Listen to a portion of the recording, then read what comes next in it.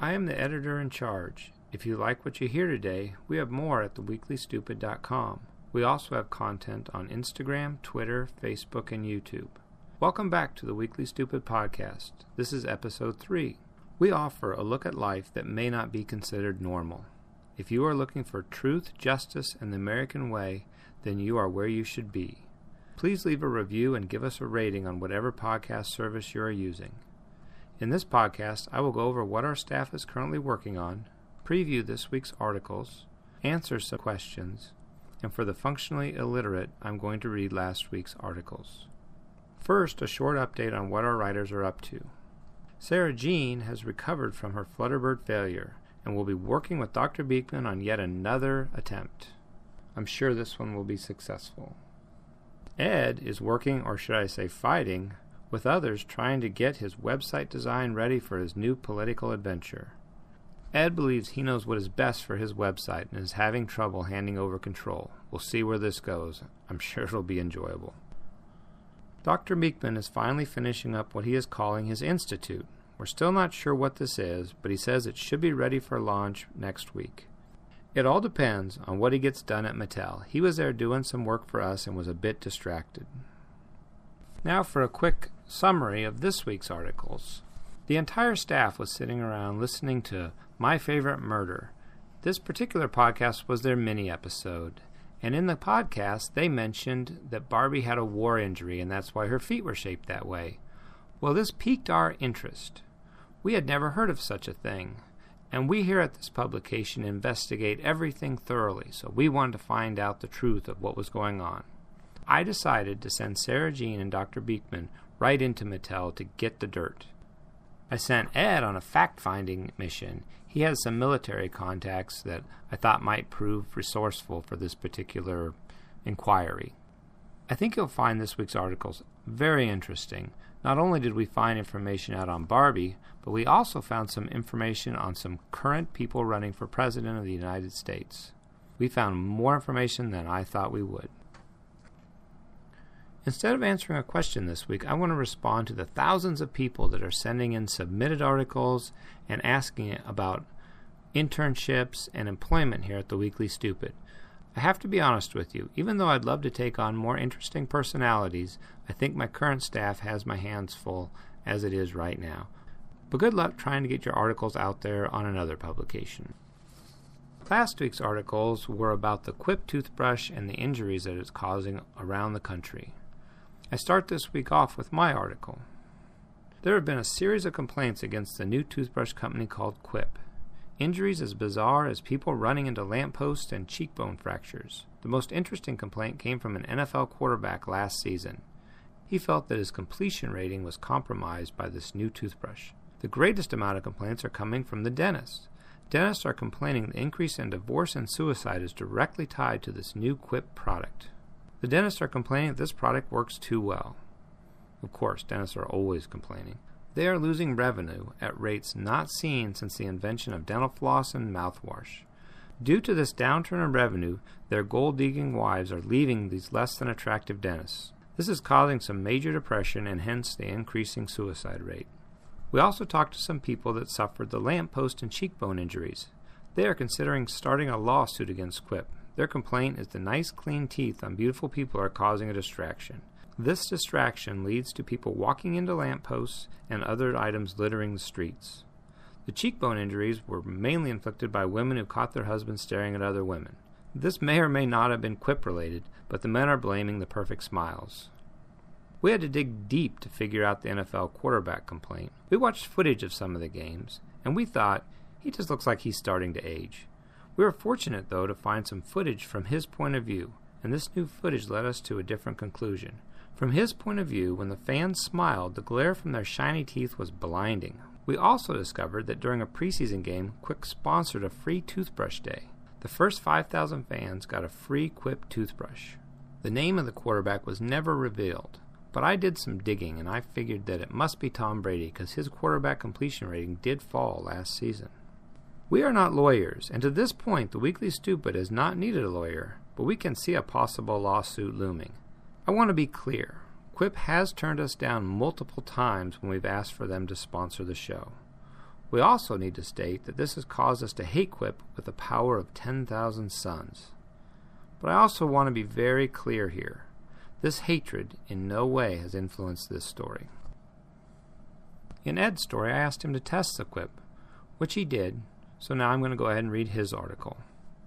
Quip has been begging him to endorse their product for years. Being the hunky man that he is, companies are continually chasing after him for endorsements. Ed received his first Quip toothbrush back in 2014. They were just a young startup at the time. Support of young entrepreneurs is one of his many good qualities. Quip wanted Ed to be the face of the company, but he made a decision to just be an advisor. He tried to keep his name out of the company. Modesty is also one of his good qualities. He stopped using the Quip because those cheap Quip executives stopped sending him free refills. He had 3 other toothbrush companies courting him for his endorsement. After I asked him to try the Quip again, he said that his responses to his email address have been fantastic. The amount of email that he got shot through the roof. He knows he's a handsome man, but a nice set of teeth really got the emails coming.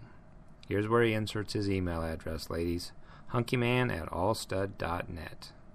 He's not sure if anyone noticed, but he had to leave his email address out of last week's article. He was overwhelmed with emails, and he wanted to give each email a personal response. He said he spent 6 to 8 hours a day writing responses. He also says he spends 6 to 8 hours a day writing his articles.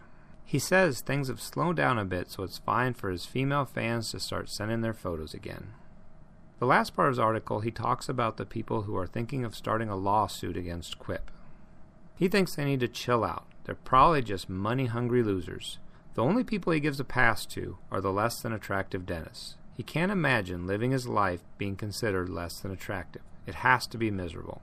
Maybe instead of a lawsuit, he can start a fund. If any of his fellow followers have any ideas, feel free to send him a quick note. When I asked Sarah Jean to test the Quip, she refused. She did go ahead and do an article. After reading it, I was on the fence whether to publish it or not because it really doesn't have anything to do with testing the Quip, but here it is. She says she will never use an electric toothbrush. They use batteries, and batteries destroy the ozone layer.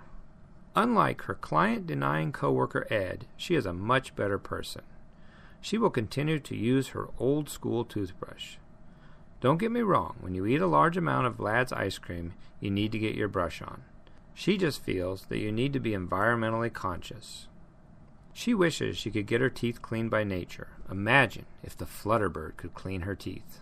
That's Sarah and her Flutterbird. I don't know. One of her reoccurring dreams is to be like a crocodile and the Flutterbird cleans her teeth. The dream is similar to a scene from a Disney movie. Her window is open and a Flutterbird gently rests on her sill.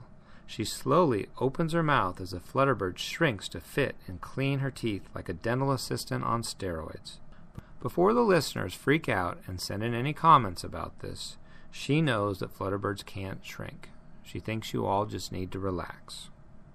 Sometimes she has the opposite dream. In this dream, she is sitting gently on the windowsill, and the Flutterbird is sitting in her bed. She magically flutters over as the cute little bird asks her if she can help out. She tells the magical little bird that she would do anything to help. She then shrinks down and cleans all the yummy worm parts left in the Flutterbird's mouth. Oh, Sarah. She must admit that this dream does not have the best finish, but since it involves the Flutterbird, she doesn't mind. I asked Beekman to do a test and compare the Quip to a manual toothbrush. Not only did he listen to me, but he kinda got it right. The only weird part was his toothbrush. Here's his article. He decided to try this toothbrush for 2 weeks to determine if any of this nonsense is true. There is no way he believes that an electric toothbrush is any better than his good old pig hair toothbrush. Yeah, you heard me right. He uses a pig hair toothbrush. If you go to the website and read the article online, there's links to it. He has been brushing with pig hair ever since he met Sarah Jean and she taught him about the environment. I don't remember her saying anything about pig hair. It is all about living for the future and sustainability.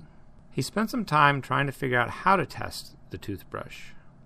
He considered using mice, yes, live mice, but he ended up breaking their little jaws when he kicked on the Quip. Sarah ran the little guys to the vet where they are all good as new. I have to admit, it is pretty cute seeing these little mice drink through straws. In the next attempt, he asked Sarah Jean to clean some floor tiles with the toothbrushes. He asked her to clean half the floor with each type of toothbrush. This didn't go over very well for Dr. Beekman. I thought he may end up in the emergency room. Luckily, he was quick on his feet and distracted her with a conversation about their next Flutterbird incubation trial. His final thought was to brush his uppers with a Quip and then brush his lowers with a good old Wilbur. Wilbur is the name of his toothbrush. He ended up getting confused and lost track of which toothbrush was for which section. In the end, he had to say that the pig hair toothbrush is the best. He kept some careful notes, and after complicated statistical interpretation, he determined the standard deviation led to a pig hair conformation. He ran a second set of numbers in a summation process, and the results confirmed his analysis. He guesses Quip won't be sponsoring the Weekly Stupid anytime soon. I have to agree, and since I'm not a scientist and he used big words, I'm going to trust him on this. If you enjoyed this episode, consider telling your friends. Every time you tell a friend about the Weekly Stupid, an angel loses their wings. Also, consider leaving a review. Thank you, and as always, enjoy the stupid.